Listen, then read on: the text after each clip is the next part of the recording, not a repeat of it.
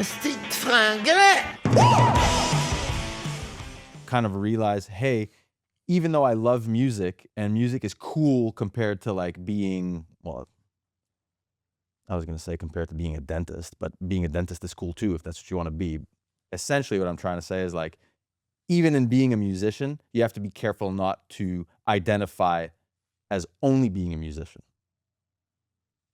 It's the same thing as identifying as your job. Like, what's your job? Well, is it dangerous because it's like if you can't fully be a musician full time, Yeah, but and you're always in a struggle. You're always in a, like it's an identity crisis in itself because it's like, okay, I need to do other things. Well, you're more than your job.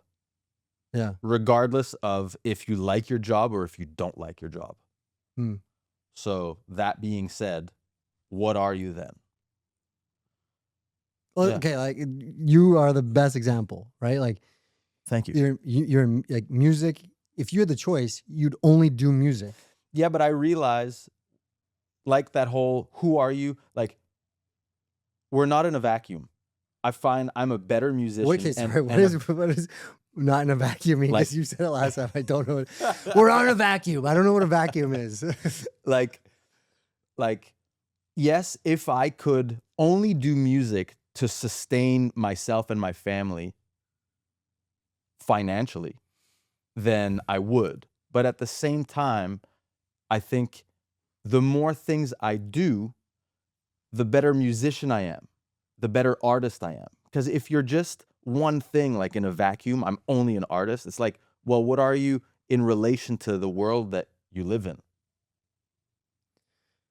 Do you think it distracts? So some artists, like the spectrum of artists, like far, far, far, like where it's like they're nothing else but an artist. They'll be like, well, it distracts you from your main goal, being an artist. Dude, But I get it. I don't see myself as like that on the spectrum of like, being a super. Well, because it's not sustainable if you want to do other things as well. I think fatherhood is what kind of threw that for a loop. I thought before kids, like, if I'm going to be an artist, I need to only be an artist. But that's kind of a self-destructive path, or at least it was for me. Like, I had to relearn how to appreciate the simple things in life, which is just taking it easy and like not constantly thinking of what's the next release. How am I going to market this? How do I get this interview? Like that stuff kind of can pollute all other aspects of your life. I don't know if you agree. Yeah, no. So sure. like defining yourself by only what it is that you do, I think it's dangerous. Like I wanted to see a therapist for that reason of like, okay, like something bad happens, professionally, or you screw up or you fuck up or whatever, how it could like be detrimental from like my mental health, because it's like, oh, like why is this affecting me so much, rather than, it's not the most important thing, but it does impact me because if it becomes your identity, then that's when it's impactful, right? So because it matters a lot. And I didn't want to diss dentists before. I Yeah, mean, dude. I actually enjoy going to the dentist. There's all of our dentist viewers out. They're done. Yeah, fuck. They're That's done. my bad. My bad. You're not cool if you fix teeth. No, but you know what I mean? Like, I think people, it's like being a pro athlete as well.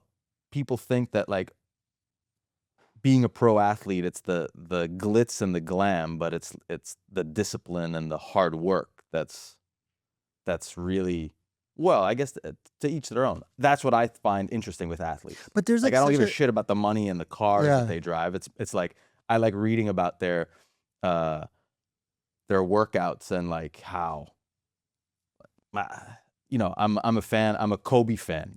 Reading about or listening about him waking up hours before everyone else and just getting practicing and putting up shots. And I think it's easy for me outside to look at the glamour, like you are Los Angeles. Yeah, but there's a very cool small is like the work. but there's a very small percentage of people that are like that, like that are like the Kobe's and 1%. Like yes, like I have a lot of I have some friends that went to the NFL, but their career was 3, 4, 5 years, whatever, and then it's funny. I went to this banquet, my old Concordia banquet, and there's a table of alumni, and I asked the question like, "Did you guys have a hard time re-identifying yourselves after football?" And they're like, extremely Mm-hmm. hard to, you know, redefine who I am. Well, because Really, everything is through that one lens for so long. How do you readjust? it was hard for me. Like after, I'm like, I'm not an athlete. I'm not a goon anymore. Like I'm not a jock, and now I'm, you know, more creative. And it was a hard transition, I find. Do you think that being like more into sports and being more creative, like are they one and the same, or are they completely different? No, I think it's just a fusion of it.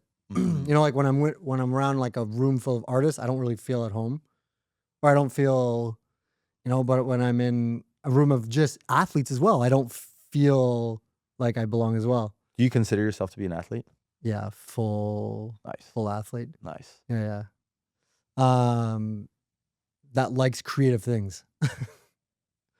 You know, I like the competition because it's like a state of flow when you get into a competition. Like when you're playing basketball or anything, it's like you get in the state of flow, and it's that state of competition that you're not really thinking about anything else. I realize Same as that. probably drum, like when you're Oh, totally. I was gonna say the state of flow is probably one of the things that I chase the most.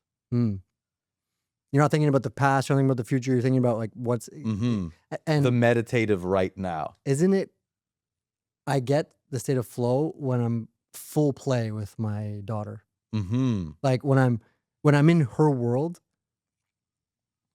it's not super often that you could get into that flow because there are other things as an adult, as a like parent, as a, you know, employee, all this you're thinking about.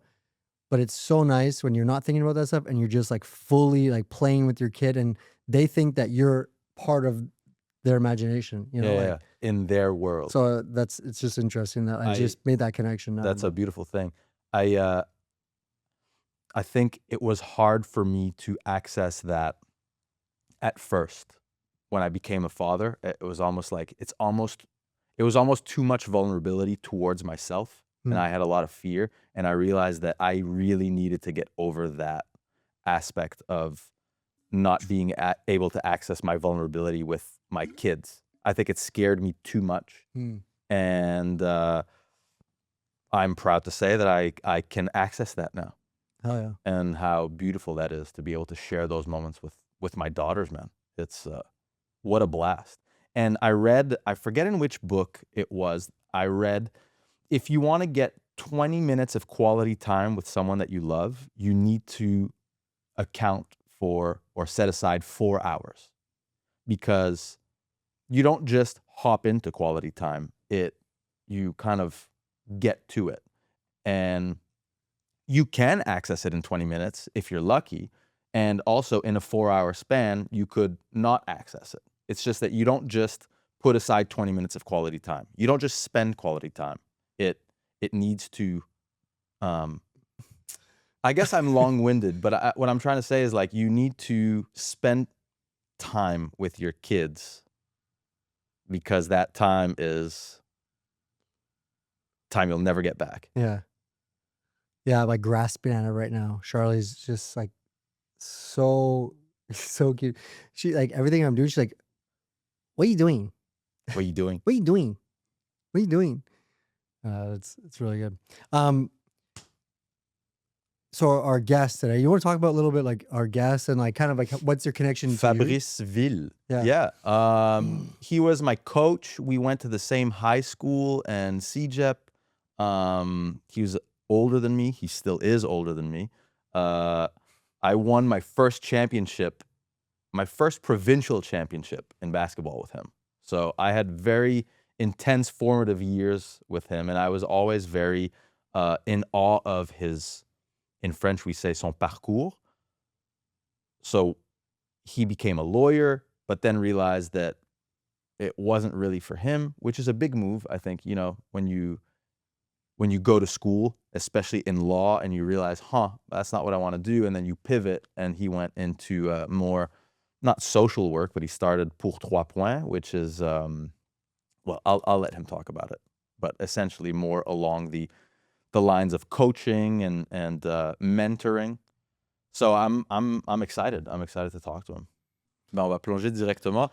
C'est qu'il y a tellement de sujets, je veux dire, que ça soit devenir parent, l'identité, la langue. Je veux dire, en 40 minutes, 1 heure, c'est difficile de faire le tour de tout ça. Mais ouais, t'es papa? Oui, depuis 5 mois et demi maintenant. Wow. Et Tu dormais beaucoup ou... Comment? Est-ce que tu dormais beaucoup? Ben, maintenant, je commence à pouvoir dormir un peu. En fait, le bébé dort. C'est juste que les premiers mois, il dormait pas dans des conditions pour les parents qui étaient disons, favorables. Là. Il devait dormir dans nos bras, fait qu'on faisait des chiffres de nuit. Donc, nous, on dormait pas beaucoup. Ça a été vraiment, vraiment l'enfer pendant un bon bout. Puis ça fait 1 mois et demi que le bébé dort relativement bien. C'est comme knock on wood partout. Comme retard, genre? Ou... ben, en fait, au moins, quand il dort pas, il dort ses heures. Puis quand il dort pas, il pleure pas. Fait qu'il n'y a pas besoin d'être en soutien. Il est tout seul dans sa chambre, puis il rit, il joue, il chill. C'est bien ça. Fait que ça, c'est cool. Ouais. C'est... en fait, dans notre situation... Ben, toi, es-tu parent? Ouais. OK. Ouais. Alors, moi, ce que j'ai réalisé, c'est qu'il y avait comme des camps, là, sleep training, pas de sleep training, puis c'était comme ça. C'était vraiment intense. Puis nous, on était au milieu, disons. Mais à un moment donné, ça devenait tellement grave en termes de manque de sommeil pour nous, puis l'énergie qui nous manquait, que notre infirmière elle nous a regardé, vous devez changer cette situation. Donc, on est allé vers le sleep training. Mais c'est le sleep training qui a changé quelque chose. L'adaptabilité aussi, il n'y a pas une technique qui est bonne. Non plus. Pour tout le monde. Ouais. Mais non mais plus. ça, c'est comme ça dans la vie. Puis je pense qu'aujourd'hui, surtout avec les réseaux sociaux, on se fait bombarder avec de l'information. Ben oui. Ça, c'est bon, ça, c'est pas bon. Comme ouais. les steps, c'est pas blind, moi comme ça. en 2 semaines, mon feed Instagram était devenu à au moins 30% de parenting advice. Là. Voici comment faire, voici à quelle semaine où ton bébé devait être rendu, etc. Fait que, c'est sûr que dans ma vie, en général, j'essaie de pas trop me baser sur ce genre de choses-là. Ouais. Donc, je me suis pas laissé happer. Mais une fois de temps en temps, c'était utile. Ouais. Mais oui, il y a des choses à weed out par rapport à tout ça. Là.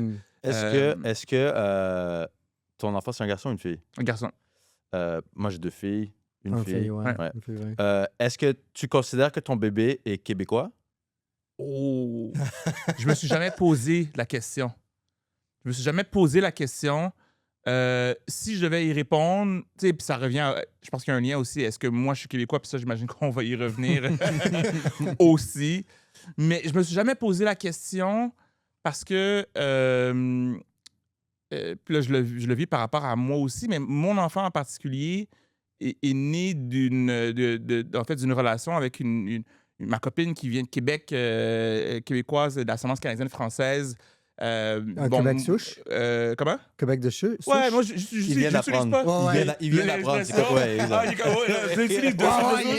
There's a thing called de souche. Québec de souche? Ouais, de souche. Moi, je suis comme, j'aime pas ce mot, mais bref, on se comprend l'expression. Mais on a parlé de ça quand même. Fait que si il fallait catégoriser l'appartenance de ma copine québécoise, disons, entre guillemets, de souche, bon, moi non. Puis là, même encore, on pourrait débattre de tout ça, mais parce que tout le monde sauf les peuples autochtones sont des immigrants. Anyways. Oui. Mais mon fils, je le regarde beaucoup par la lentille d'un enfant qui est né d'une relation mixte,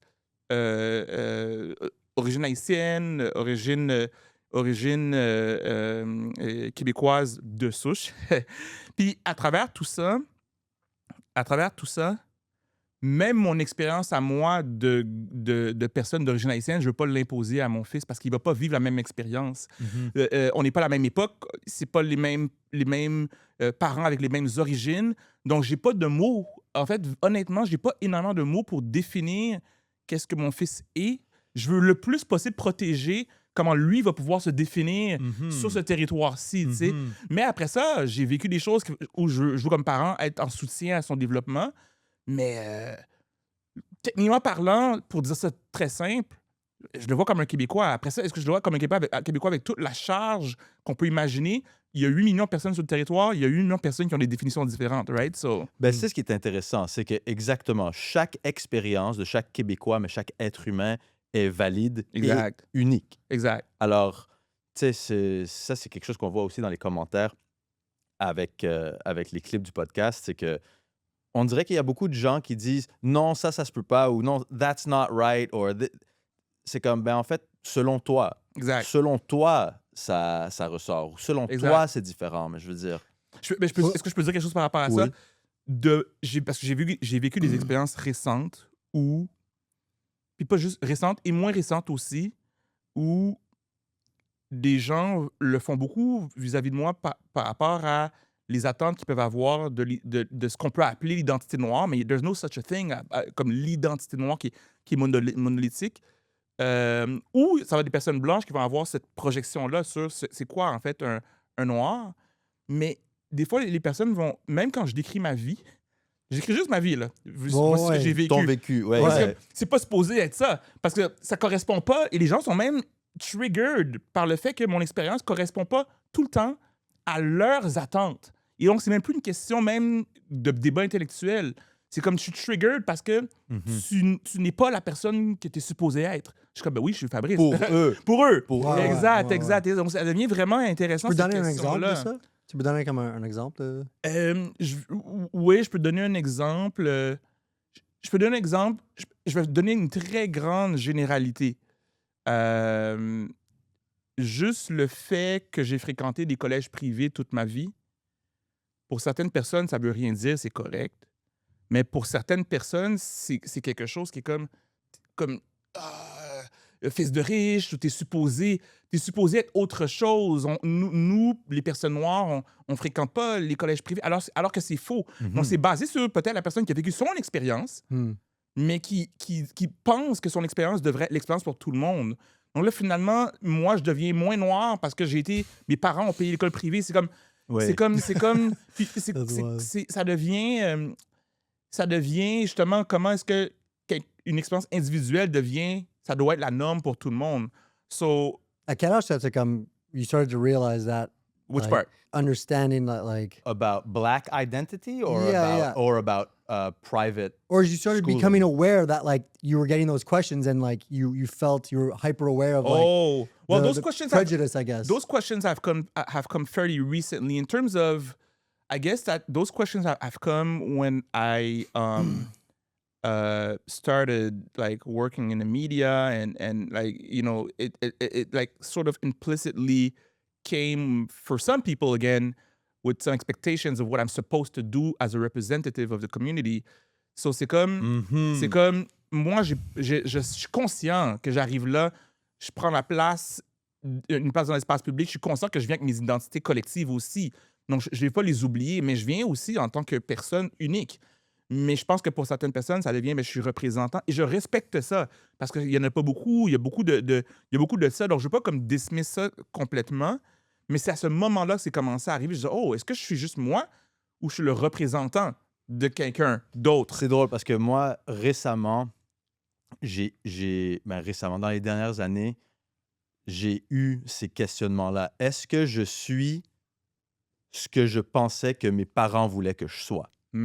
Et puis, je pense qu'aller à l'école privée où on se fait pousser dans... Tu deviens avocat, tu deviens médecin, tu deviens ingénieur. Si c'est pas ça, t'es un peu... T'as manqué Ouais, peut-être ton coup. ouais.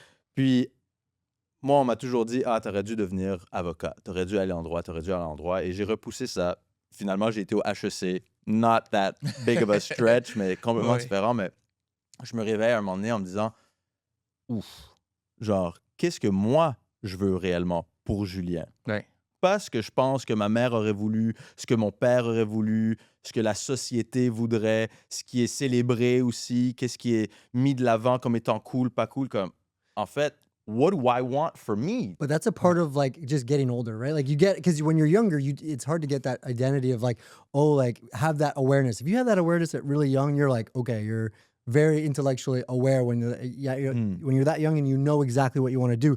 But when you're younger, you're seeing your parents, you're like listening, you're like it's just repetition of like lawyer, lawyer, lawyer, doctor, doctor, doctor, dentist, dentist, dentist. But like so it's as you get older, you're like, okay, I have my own thoughts and I have my own interests. And like only like, I'm almost like 40 now. I'm like, wow, I'm really digging into the things that I really like and going deeper into those things. So I don't know, I think it's just a realization of getting older, but everybody's different. I think what's cool about getting older too, je vois dans ta campagne marketing, tu parles de Tim's, tu parles beaucoup de hip-hop et de ce que tu aimais as a kid. Ouais. Plus je vieillis, plus moi aussi je reviens sur... Moi, c'est Teenage Mutant Ninja Turtles, le sport, chiller avec les amis, puis je suis comme, OK, ça, c'est les trucs qui sont importants pour moi, qui ont toujours été importants pour moi, et comment est-ce que je peux revenir à ces choses-là qui me donnent de la joie et qui me rapprochent de mon true self. Ouais. Mais ça vient avec des grosses questions, ça vient avec des insécurités aussi, parce que tu te dis, oh, wow, à quel point et pendant combien de temps est-ce que j'ai vraiment comme bifurqué de mon chemin, mon propre chemin, mais en même temps, ça fait partie de mon cheminement. Exact. C'est une intégration, qui arrête pas, là. So, on that topic, I was reading, I saw on some of your content, you went into school to be a lawyer. Yeah. You became a lawyer and then... So I founded a nonprofit organization. Wow. You were involved with the organization at the beginning, right? Yeah, first year. Yeah, I was also a mentor. Yeah. So working, supporting youth development, basically said that's what it was, and that's what it still is, because the organization is still existing. But I quit my job as a lawyer 2 years into the foundation of the organization to really focus on the organization. So I was on it full time from 2013 until 2023. I was then still involved, like as a board member, until just recently, until last fall. So it's been almost 15 years of involvement with the organization. And puis comme il y a comme différentes implications que j'ai eues au faire sein des de Pour 3 médias en périphérie. OK. Donc, il y a eu Pour 3 points, puis donc Pour 3 points est devenu maintenant une organisation qui continue à exister. Puis en périphérie, j'ai découvert un intérêt pour les médias, j'ai découvert un intérêt pour le documentaire. C'est drôle parce que tu parles de quelque chose qu'on aime faire. Mon go-to, ce que j'ai toujours adoré faire, c'est l'écriture. Donc, comme là, mon livre, il vient de sortir, mais c'est un retour à la chose que j'aime le plus faire, ou le plus, je sais pas, mais une des choses que j'aime le plus faire. Est-ce que tu écrivais au secondaire? Pas pour toi, pour moi. J'avais pas de journal, rien, mais quand on me donnait un devoir d'écriture, j'étais comme... C'était le genre de choses que j'aimais faire. J'ai toujours été à l'aise à écrire, j'ai toujours aimé écrire. As-tu des bons souvenirs, toi, de courir chez les élites? C'est drôle. Non, mais parce que honnêtement, c'est un sujet qui me touche vraiment, non seulement parce que on est allé au même collège, mais je veux dire, c'est un message qu'on s'est fait pousser aussi à l'école. Ouais. Mais je trouve que même si c'est un peu déplacé at times, je pense que dans Spider-Man, ils disent « With great power comes great responsibility ». Et puis, j'ai toujours ressenti un certain... On a une chance d'être éduqué, on a une chance d'être allé aux bonnes écoles, et donc, on a une responsabilité, et nous, de nous instruire et d'instruire le plus possible les gens autour de nous. Pas qu'on détient la vérité, mais juste, c'est un privilège. Oui. Moi, si je parle de manière très simple, puis ce que je vais dire va probablement pas te surprendre, juste ça parce qu'on se connaît, mais on apprend à se connaître. Puis, moi, j'ai aimé mon parcours scolaire. J'ai eu du plaisir de mon parcours scolaire dans un air où on peut des fois tomber dans de la caricature, on peut, encore une fois, revenir à qu'est-ce qu'on s'attend de quelque chose. Des fois, on va dire école privée négatif, puis on va pointer. Il y a vraiment des choses dans les milieux privés, la répartition des ressources, etc. Sauf que, si tu demandes à Fabrice, le jeune qui a vécu son expérience, j'ai adoré ça. J'ai pas juste aimé, j'ai adoré mon expérience. Est-ce qu'il y avait des enjeux, des problèmes? Oui. Est-ce que je suis critique de certaines choses qui ont été valorisées? Oui, puis je l'ai réalisé après. C'est comme, OK, wow, là... Même, ou pas juste après, parce que je pense que le fait que je venais d'environnements qui n'étaient pas les mêmes milieux socio-économiques, j'étais comme, oh, this is weird, qu'on me valorise, encore une fois, vous êtes l'élite de la société and all that stuff. Et à travers tout ça, je pense qu'une des choses auxquelles je réfléchis beaucoup, c'est la différence entre l'excellence et l'élitisme. Puis pour moi... Attends, Ouais. très intéressant. Reviens là-dessus. La La différence entre excellence l'excellence et et l'élitisme. l'élitisme. Ouais, pour moi, puis je vais prendre par exemple l'expérience de toute l'idée de se dépasser, de faire le mieux que tu peux pour offrir le mieux que tu peux, et nothing less. Moi, c'est la recherche d'excellence. Moi, je valorise ça. Tu sais, on a l'expérience commune du basketball, où c'est l'un des milieux où j'ai le plus appris sur l'excellence, la quête d'excellence. C'était pas de l'élitisme à la base. Il y a un ballon, il y a un terrain, il y a des paniers. Voici les Puis règlements. voici les règlements. Puis on donne tout ce qu'on a pour être les meilleurs possibles. Moi, je vais toujours être en faveur de ça. L'élitisme qui est comme, ben, il va avoir peut-être des croyances que certaines personnes ont plus de valeur. On va structurer les choses pour donner des trajectoires plus faciles à certaines personnes. Les gens vont se retrouver à des postes qu'ils méritent alors qu'ils ont moins de talent, mais c'est comme ils connaissent des bonnes personnes. Les clics restent ensemble. Puis j'ai rien avec l'idée qu'on se connaisse puis on se revoit. Mais si on protège un système qui nous valorise uniquement nous et pas les autres, ça, moi, j'ai un problème avec ça. Et Brébeuf avait les deux, right? Oui. Donc, Mais ce que tu décris, on dirait, s'applique aussi au gouvernement de la CAQ et à l'identité qui est poussée par ce gouvernement-là. De certains groupes, on valorise... à une certaine échelle, c'est une très bonne question. À une certaine échelle, je ne sais pas si ce que je vais dire s'applique overlap en tout point. Non, mais, définitivement. Mais quand tu me dis ça, je fais, ben oui, à un certain point, l'idée de prendre un groupe, de penser que ce groupe-là a plus de valeur que d'autres, des fois c'est inconscient aussi, de penser que il faut mettre en place des mécanismes très exclusifs pour qu'on préserve un peu la pureté d'un groupe. Des fois, on pense qu'on fait bien, mais je pense que on tombe dans une certaine forme d'élitisme. Puis je pense que de manière concrète, quand on a un gouvernement qui valorise uniquement un type d'emploi, qui sont les emplois les mieux payés, en guillemets, c'est une manière aussi d'exclure certaines autres personnes qui ne rentrent pas au pays, par exemple. Donc, là, on pourrait aller par rapport aux questions, les questions migratoires, se fermer les yeux, puis se dire ben, on n'est pas capable d'accueillir, comme on dit, en guillemets, toute la misère du monde. C'est ce que notre gouvernement a dit récemment.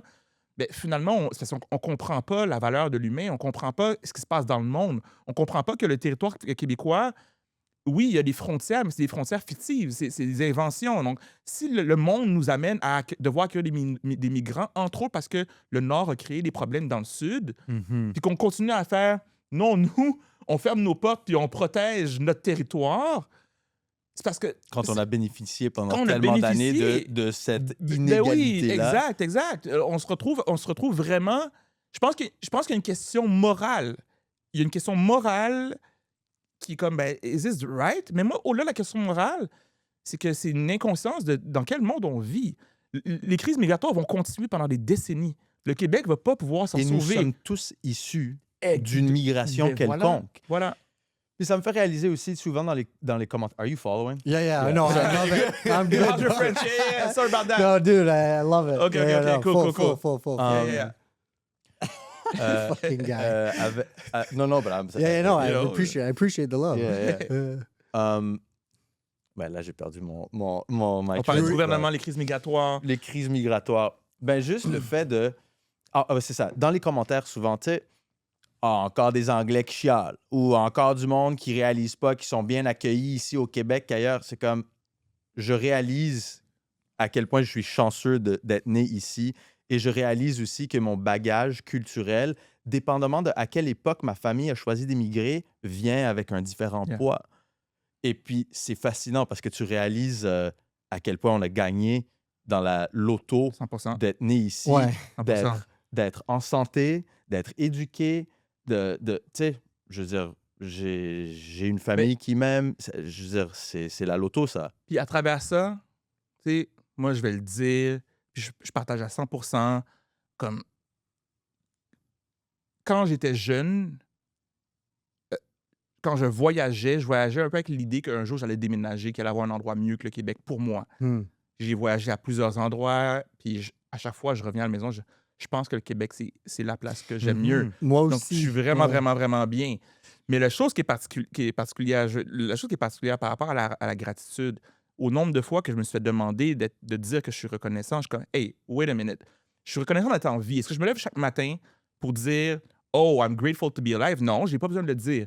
Il y a des gens qui se lèvent le matin ici, qui ont, de par leur identité qu'on leur attribue, on leur demande pas de dire qu'ils sont grateful d'être ici. Ils peuvent vivre leur vie sans avoir à exprimer qu'ils sont grateful d'être ici. Donc moi, quand je me lève le matin, j'ai pas envie de me faire dire, dis que t'es reconnaissant. Comme j'ai le droit de ne pas l'exprimer. J'ai le droit, en fait, aussi de pas être content si quelque chose fonctionne pas. Mais on me Absolument. demande d'être grateful en premier, de dire que je suis grateful. Donc, c'est presque de m'agenouiller, là. Mets-toi à genoux, Ben, dis que t'es grateful, and then maybe we'll be listening to you, and they won't be listening to me. Donc, ce côté-là de gratitude, je trouve que c'est comme... je trouve très tricky quand c'est exigé, en fait. Ouais. You say it's like a trap, kind of? Yeah. I mean, the part where you're asked to say that you're grateful. Yeah. it's I don't almost have like to say that it's I'm almost grateful. like that Trump and Vance situation with Zelensky when they were like, you don't say thank you. Exactly. C'était comme, en fait, c'est un peu bizarre là, Oui, d'exiger ça. Ben, dis-nous merci, exactly. puis là, Dis-nous on merci. verra. Ben, en fait, Exactly. I'm at war. Like, the point is not about saying thank you. I don't have moi, to mon kneel. point pour Yeah. la gratitude, c'est de moi envers moi-même. Yeah. Mais en même temps, j'ai la chance de... Je suis d'accord avec toi. J'ai pas besoin, ou je ressens pas le besoin de dire merci au gouvernement, Yeah. en fait. Et t'as le droit de le dire si tu veux. Absolument. Et c'est correct aussi d'être content de vivre ici, d'être... merci pour le chaleureux accueil, mais voici aussi ce que je trouve qu'il faudrait Exact. qui évolue. Voici ce qu'on pourrait Mais ce que je changer. veux dire, regarde, mais je pense que, puis je suis pas en désaccord avec toi. Je parle plus de l'expérience. Puis, par exemple, par rapport à des enjeux identitaires, des enjeux liés au racisme, le nombre de fois que dans des projets, j'ai inconsciemment ou implicitement, où je me suis fait demander de dire, mais de commencer, le Québec est une société accueillante, mais... C'est comme...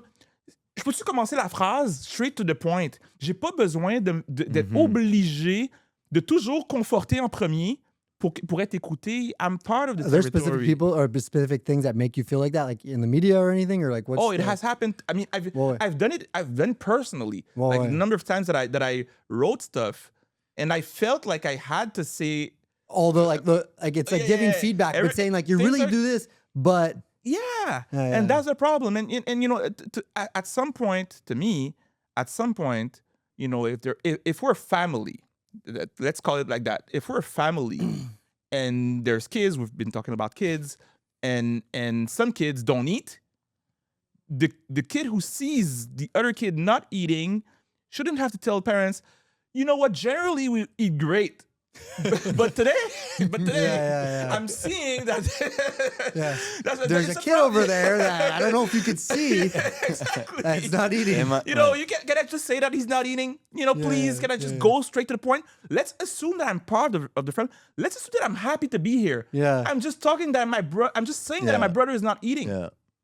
It's almost like Let's hey, assume we're that I'm doing happy good. to be here. assume. Let's just assume that, like, ça va. Yeah, ça va, exactly. Yeah, it's like they Overall, want to be I'm like, good. yeah, we're doing a good job Ouais. first. You know, it's like we're doing a good job. You're And then great you go, parents, Yeah, but yeah. he's not eating. Ouais. Yeah. Ouais. That's Shit. interesting. Mais ça me fascine aussi parce que juste d'étudier en droit et ensuite de quitter le droit, ça, c'est un statement in and of itself. Et venant de moi, toi, tu es un peu comme... ayant été un coach et je pense la famille de basket élargie, tu as été mon surveillant aussi. Aussi. Alors, cette idée de mentorat, de big brotherhood, c'est quelque chose qui, moi, m'a marqué.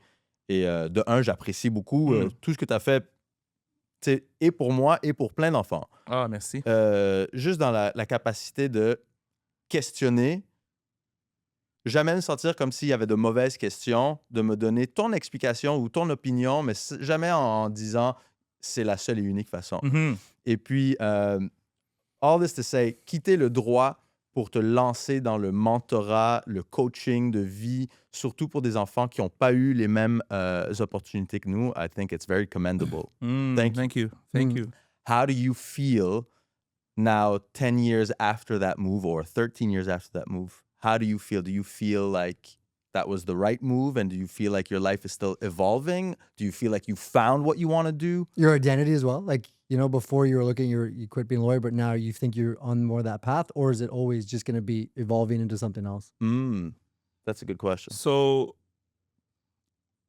I kind of discovered for me that things are always evolving, like in terms of identity, like professional identity. And I mean, to some extent, professional identity is very close to your personal identity, right? On a parle de ça. Oui. But I'm not beyond the attachment to one specific identity. Tu sais, je pense que c'est juste que c'est moins prenant, mais tu sais, là, c'est comme je suis un auteur ou une des choses que je fais, disons, c'est être auteur. Un Ben, je veux être papa. un bon auteur. Pardon? Un papa aussi. Papa, exact, Ouais. exact. Donc, je m'attache quand même, mais un peu plus loosely. Tu sais, un peu plus loosely. Je suis pas comme, oh, Mhm. this is what I am. And sometimes people, you know, it's not, I don't know if it's a mistake, but we get really, really attached and we attach and we confuse the professional identity with, you know, the personal one, and we have multiple. So How do you that's detach that though? Like we were just saying before, like I have a hard time, you know, if it's something that I'm doing 8 hours a day, my mind's in that thing. It's like, how do I not identify myself as that? Like I am a dad, I am a husband, I am, you know, whatever I do for work. But I'm like, as I get older, I'm like trying to like detach myself from that to be, I guess, better mental health. Yeah, you know, yeah. like- I mean, I don't have a definitive answer Whoa, to whoa, that. whoa. What do you mean? What do you mean? You're on the What are we podcast. supposed to do? You're on this podcast. We want answers. It's funny, but I think it's related to what you said earlier. Because to me, when you coach, you have to coach yourself. You know, you have to be in that like continuous development mode. J'ai fait beaucoup de travail de développement personnel, de réflexion de toutes sortes. Donc, ça fait partie de ma vie. C'est comme une pratique de toujours faire comme « Oh, this is what I am today. This is what I'm feeling. » Comme quand j'ai quelque chose qui va pas bien, comme je me questionnais sur pourquoi. Donc, ça m'arrive souvent d'être pas bien, puis comme de faire « Ah, je me blâme » ou « Je blâme les autres. » Puis là, c'est comme « OK, well, what's about me? What do I think that is true about me that is making me react that way? » Puis c'est comme « Oh, if it's that thing, I'm attached to that thing. » Puis là, je suis comme, ça me permet de prendre la distance. Je suis beaucoup là-dedans souvent. Quand je suis dans des downs, je trouve des manières, soit tout seul ou avec d'autres, de dire voici ce que je vis. Puis j'ai des reflets, du mentorat ou des pairs qui me donnent du soutien. Donc, ça me permet justement de. En fait, ça m'aide à me détacher de certaines identités très conventionnelles, mais ça vient beaucoup avec la solitude. Il y a comme le flip side de ça. C'est comme des fois, je suis comme, what the fuck am I doing on this planet? Comme, genre, je suis comme. OK, je suis là. Tu sais, je pensais, je vais juste terminer brièvement là-dessus. C'est comme, je voulais aller vivre dans un monastère à un moment donné. Là. C'est comme, ça va loin. Je suis comme, Montréal, OK, j'aime bien Montréal, mais je sais plus où aller. Donc, c'est ça que je voulais mentionner. Ben, c'est drôle parce que je le vois un petit peu comme faire le focus avec une caméra. Genre, tu peux regarder quelque chose that seems to be still in the distance, but you still need to adjust constantly. Yeah. Parce que if it's in focus today, it does not mean that it's going to be in focus Exactly. tomorrow. Exactly. Et puis, de créer cette distance un petit peu avec soi et ses pensées, ben, ça aide à être comme, OK, ben, je me sens pas très bien aujourd'hui. Pourquoi? Qu'est-ce que ça peut être? Au lieu de vivre dans cette émotion-là exact. et de laisser ça dicter tes actions. Exact. Mais c'est pas facile. C'est pas évident. C'est du travail. Tu sais, c'est là où je fais le lien avec qu'est-ce que j'ai cultivé depuis l'adolescence, même l'enfance. C'est une pratique de faire ça. Je pense qu'une pratique aussi, entre autres, d'humilité, c'est-à-dire que c'est pas de vouloir dire protéger qui on est, mais c'est de pouvoir déconstruire qu'est-ce qu'on valorise des fois chez nous. Tu sais, des fois, les très bonnes qualités qu'on a, le flip side, ben, c'est comme not so great. C'est intéressant, yeah. cette dualité-là, mais c'est Ben oui. difficile. Pour chaque choix qu'on fait, ben, ça vient avec un revers de médaille. 100%. Pour chaque aspect de notre personnalité, ben, ça vient avec des points forts et des points faibles. Moi, j'ai définitivement appris kind of the hard way, ça. Tu sais, parce que je pense que je suis une personne qui a beaucoup de drive. Je suis très intense, mais le flip side de ça, c'est que I could burn the whole place down Yeah. when it doesn't go my way. More when I was a kid, you know? Et puis, je pense que j'ai appris que ce feu-là, c'est un atout, mais pas au détriment de tout le reste. Exact. Mais Exact. ça, c'est Exact. that's years of Yeah. solitude Yeah, and yeah. thinking and writing. Exact. Je veux revenir rapidement Ouais. sur la question que tu m'as posée, à laquelle j'ai pas répondu, la question de pour 3 points, la distance. Mhm. Parce que je pense que ça a des liens avec ce qu'on dit. I guess, les 3 choses qui m'ont aidé, je pense, à faire cette transition-là, disons, à let go. Ouais, il y en a 3 principalement. La première chose, c'était la question de ne pas m'identifier à l'organisation. Il y a beaucoup de gens qui font des projets, puis ils pensent qu'ils sont de l'organisation, and then it's bad leadership. Like, c'est pas la meilleure chose à faire, mais en même temps, je comprends. Tu crées quelque chose, c'est ton bébé. Donc, c'est littéralement Passion. un bébé. There's passion. You say there's passion. Ouais. There's definitely a lot of passion, a lot of love too, right? So that was one thing. The other thing is,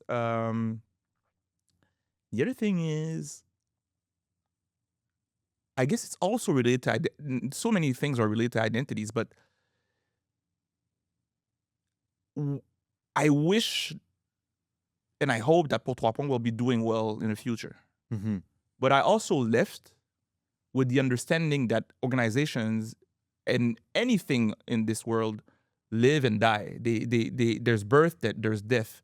And it's also healthy that some things die. So I don't think we talk enough about these things, right? Comme on pense que tout est immortel, là, c'est comme il y a des Non. choses qui disparaissent.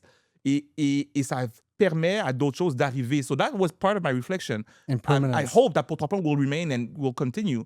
But you know what? Like, parmi les problèmes qu'on a dans notre société présentement, c'est qu'on prend les organisations et on les grossit. On pense qu'elles vont toujours exister.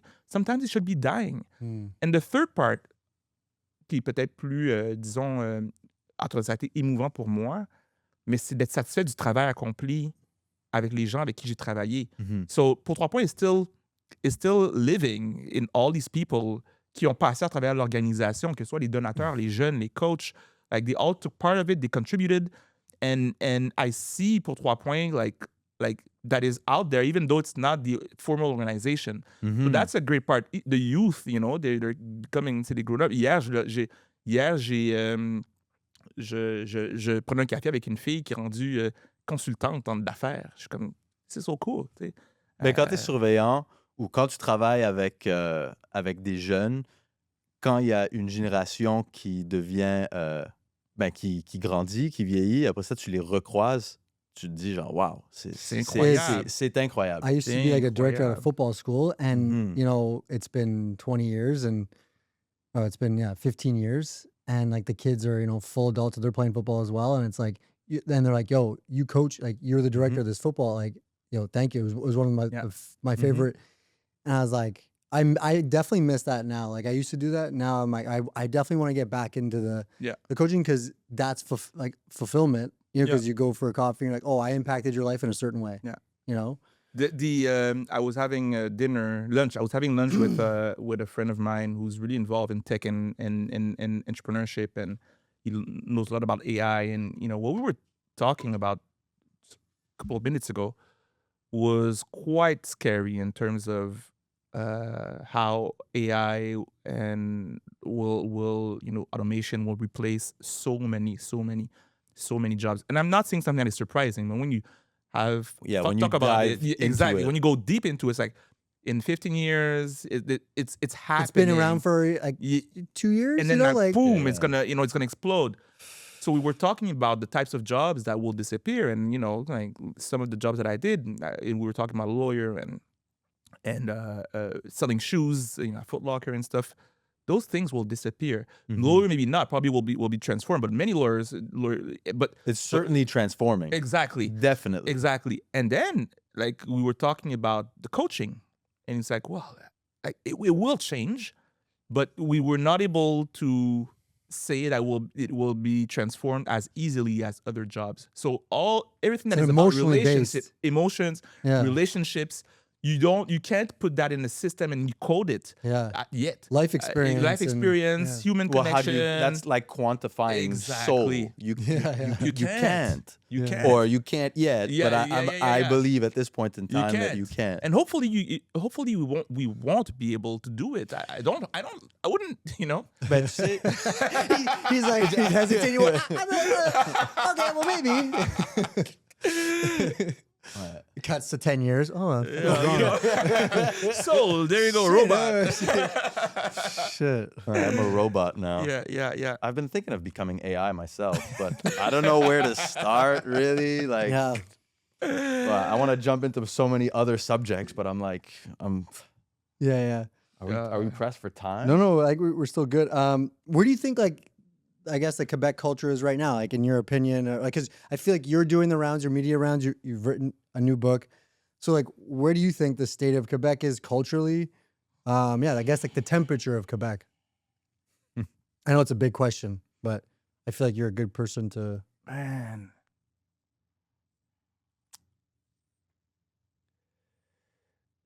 I mean, I'm thinking because I don't know where Quebec is at right now. What I would say is that we have Quebec is a province that has so much potential. You know, it's no joke when we were saying earlier that we're lucky to be here. I mean, I'm grateful to be like Mm-hmm. on the whole planet. It's interesting to have a territory with great natural resources, fairly good social infrastructures, a fairly small Better than most. Sorry, Better than most. better than most. Oh, yeah. A fairly small number of people, which means that information or actually the culture itself can actually shift in a way that is not 300 million, let's say, like in the U.S. So it's Quebec is a very interesting social experiment. There's the fact that we have French, but in multiple places we're basically bilingual and sometimes even more. You know, some people speaking three languages and other people the same. That's rich. That's interesting. If you compare it to others, Quebec, like, is very, very, very interesting in this at this point in time. And we have in the 20th century shown the capacity to build very interesting social infrastructures that are Révolution Tranquille and all that stuff. But and with we were talking about AI earlier, we're gonna have to reinvent our infrastructures. That was part of my conversation with my friend. So we're gonna have to think outside, quote unquote, outside the box, and the potential is there. What I find that is tricky is the French being a minority within Canada and then North America, but you have still the indigenous that have been totally wiped out, and that's a situation that is like c'est comme un joker card. En fait, ça nous empêche, on dirait, d'avancer dans notre situation. Puis après, je dirais deux dernières choses que je pourrais te parler pendant très longtemps là-dessus, mais je dirais deux dernières choses, c'est le Québec n'échappe pas aux vagues mondiales par rapport à les courants de droite, ce genre de choses-là qui influencent le Québec. Québec, c'est pas juste le seul responsable de ça, il y participe. Et ça, je pense que je sais pas dans quelle mesure on a du pouvoir sur ces questions-là, mais on en a. Puis ça fait peut-être le lien avec mon dernier point, c'est je pense que nos leaders politiques, bien souvent, c'est un peu médiocre, en fait, la qualité de qu'est-ce qu'on nous fait dire, qu'est-ce qu'on nous dit. Oui. Ce qu'on nous dit, la vision qui nous est présentée, c'est beaucoup incohérent, c'est très pauvre intellectuellement. Ouais. Et donc, comme population, moi, je regarde ça, je suis citoyen, je me dis, C'est ça. Ouais, exact. C'est ça, les gars. Ouais, exact. Ils ont un pouvoir, mais c'est comme... C'est très médiocre, en fait. Ah ouais. Et donc, je trouve ça dommage parce que Très je pense quoi? que... Très- comment? Médiocre. Mediocre. Mediocre. I heard media, excuse-moi. Yeah. Ouais. Donc, il y a quelque chose présentement. Puis, je parle de gouvernement au pouvoir, mais je pense qu'il y a d'autres partis politiques qui sont pas au pouvoir, qui sont dans le même carcan de médiocrité. Donc, les défis auxquels l'humanité, pas juste le Québec, sont confrontés, je regarde nos gouvernements, je me dis, pas sûr que ce sont nos gouvernements qui sont capables présentement de... Not a mirror, like it doesn't reflect. Non, vraiment pas. Mais je demeure sur le potentiel du Québec qui n'existe pas beaucoup ailleurs. Il y a vraiment un beau potentiel, mais c'est un potentiel qui est limité par des institutions. Ça, je pense que c'est important aussi de le réaliser. C'est que des fois, on a l'impression que le monde, ce sont nos gouvernements. Le monde, c'est eux qui dirigent. Non, le monde, c'est pas eux qui dirigent. La vie se vit. Puis oui, on participe à la démocratie vis-à-vis des institutions, mais il ne faut pas que notre monde soit limité. Moi, je ne veux pas que ma créativité soit limitée par ce que notre gouvernement nous fait croire qu'il existe. C'est trop petit. Ouais. Do you think the Quebec government is kind of trying to resist the evolution of Quebec? And I'm not saying like they're trying to resist, losing French because that is super important, but just in terms of like Quebec evolving, do you think they're trying to resist Ben, the evolution a bit? je pense qu'il y a une certaine résistance. Je ne sais pas exactement pourquoi. Parce que mon hypothèse, c'est que c'est pas uniquement une question de machiavélique. Je pense pas que c'est que des gens assis comme Mr. Burns, là, puis disent « Oh, we're gonna be doing this and that ». I mean, they're not that smart. Mais les gens ont peur du changement. Exact. Je pense que Exact. c'est quelque chose qui est inné chez l'être humain. C'est comme, on a peur du changement. On a peur de ce qu'on ne connaît pas. Et puis, il y a beaucoup d'incertitudes aujourd'hui. Et je pense que les gouvernements, ils s'appuient là-dessus pour dire, ben non, nous, ça reste figé dans le temps. T'inquiète pas, c'est correct. Exactement. Et je pense que c'est ça, c'est qu'il y a une poussée ou une tendance à figer les choses, mais tout change. Les écosystèmes, n'importe quel écosystème évolue. Il y a toujours du changement. Donc, c'est pas soutenable comme manière de voir les choses. Et l'autre chose que je nommerais aussi, c'est que j'ai l'impression qu'il y a à l'échelle gouvernementale une incompréhension de c'est quoi le pluralisme. Donc, pour moi, le pluralisme, c'est comme, on vit ensemble, mais il y a une pluralité d'individus qui se mettent en commun, mais il y a quand même une pluralité. C'est pas juste une seule chose. Ouais, c'est pas juste homogène. C'est pas tout juste le temps. homogène. Puis pour eux autres, j'ai l'impression que quand on parle de pluralisme, ils ont peur que ce soit, même pas juste, ils ont pas, je pense à notre ministre de l'Éducation, je l'ai entendu dire, des fois de la crainte que les choses soient divisives, il protège l'idée qu'on est une méchante belle gang. Moi, je l'ai entendu spécifiquement par rapport à un projet auquel j'ai collaboré. Il n'avait pas aimé le projet parce qu'il dit on est une méchante belle gang au Québec. Puis lui, il a besoin de dire qu'on a une méchante belle gang, mais il n'entendait pas. Puis c'était dans une chronique où il n'entendait pas une chroniqueuse noire qui avait vu le documentaire qui dit moi, quand j'ai vu le documentaire, ça m'a parlé parce que voici ce que j'ai vécu. Totalement ignorer les commentaires. Nous, on est une méchante belle gang. Ça revient à la famille. Ça revient à la famille. Ça revient à l'idée de protéger à tout prix une belle image de quelque chose qui est fier et qui est fort, mais on s'affaiblit en parlant pas des problèmes qu'on vit. Absolument. Yeah. Et c'est ce qui me pousse à continuer dans le podcast et même de m'exprimer artistiquement. C'est ce désir de dire, regarde, en fait, plus je partage ce que je ressens, plus je crée de la connexion avec des gens et plus ça me fait réaliser que je ne suis pas seul. Exact. Ni dans la souffrance, ni dans les bons moments. Exactement. Mais, Exact. Dernière question, en fait. Ninja Turtles, tu t'associes à quelle couleur? Oh! Je pense que quand j'étais jeune, je dois admettre que c'est pas mal Donatello. Donatello, c'était le bâton. geek. C'était le geek. Ah, hein. bâton, yeah, bâton. Yeah, but he was a geek, right? Yeah, I love the bâton. Yeah, IT dude. Yeah. Probably, I mean, that was not Michelangelo. Je sais pas, Raphaël. Raphaël était angry. C'est pas bon. Puis j'étais pas le leader comme Leonardo. I was Donatello. Donatello. Yeah, I dig. All right. All right, That cool. was definitely that. Fab, merci énormément pour Hey, la merci, discussion. merci à vous. Vraiment. Merci à vous. Très cool, on aurait pu continuer. C'est vraiment un peu à vite, vous. mais.